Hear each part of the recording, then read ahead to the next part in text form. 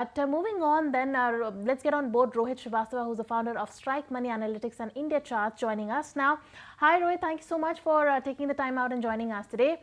Rohit, for the last two sessions, Nifty has been getting resistance at around the 100 DMA levels. Do you see the breakout happening anytime soon? And also for Nifty Bank, that has been firing on all cylinders. In fact, the Nifty Bank is doing pretty well for itself. So what are the levels that you will be watching out for Nifty Bank as well? So starting with Nifty, I think the immediate resistance is close to around 23,400.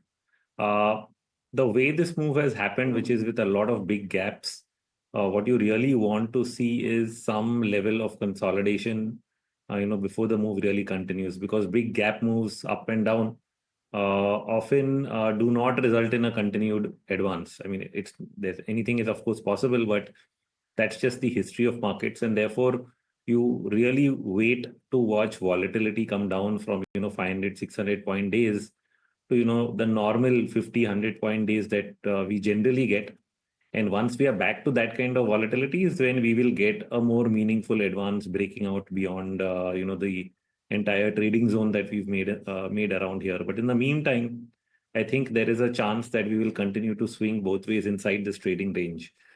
So like I said, the immediate resistance is 23,400. Above that, it's 23,600.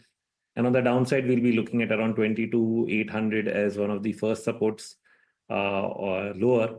What will drive it usually is hard to say, just like, the bounce also, while we could have retraced, we've done a lot more than 61%.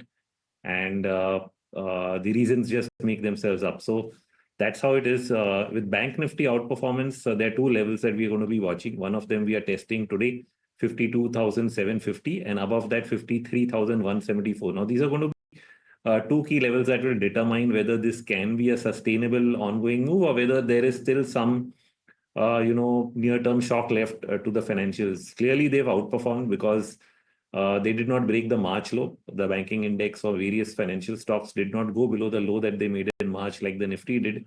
And in that sense, it's an outperforming sector. But again, if it's likely to consolidate more, if I'm saying that for Nifty, then these are the levels within which Bank Nifty could also remain in a consolidative phase. But once it gets past 53,174, I would like to believe then that that possibility is out and we are looking at a more continued move higher in banking. So that's what we are going to be watching. So let's watch out for that big range that Rohit is highlighting. Maybe 23,400 is the likely resistance when it comes to Nifty 50, and the downside gates are open till 22,800. But Rohit, give us some sense for the life insurance companies, or rather the whole insurance pack, because Rohit, we have the numbers from ICICI Pru, and taking cues from that, probably these life insurance companies like HDFC Life, SBI, they are doing well. Do you believe that there is a room for adding a fresh long over here? So there are two things. I mean, one is, of course, we discussed the short term. We don't know what kind of shocks, the news flow will bring to price action. But as and when an opportunity presents itself on dips, this is the financials are the outperforming segment, which includes insurance companies as of now. And you want to, participate in, buying the dips within financials, insurance, or, whichever segment you like. Like I have a preference for NBFCs. So that's what we look at on every dip that we get an opportunity to buy into them.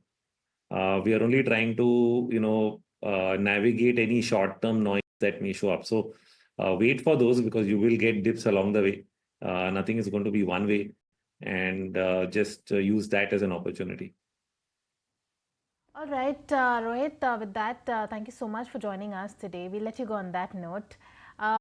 If you like this video, then like, share and subscribe to ET Now.